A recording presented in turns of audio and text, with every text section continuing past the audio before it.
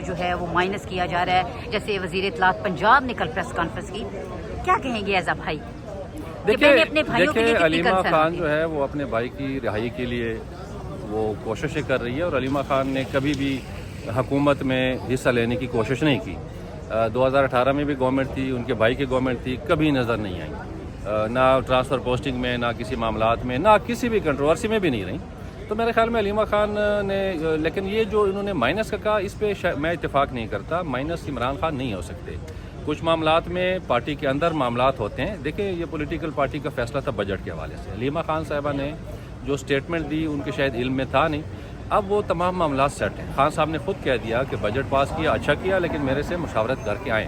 اب مسئلہ یہ ہے کہ مشاورت کے لیے چھوڑتے نہیں ہیں, تو اس وجہ سے کنٹروورسی ہے. دوسرا پھر یہ کچھ لوگ اپنے دوست بن کے تنقید کرنا شروع کر دیتے ہیں, تو وہ ٹھیک نہیں ہوتا. پارٹی کو موجودہ حالات کے مطابق چلانا چاہیے. یہاں پہ ہمارے بہت سارے مسائل ہیں, تو اگر یہ بجٹ پاس نہ ہوتا تو اس ملک میں انسٹیبلٹی آ جاتی ہے, اگر کے پی کا بجٹ نہ ہوتا.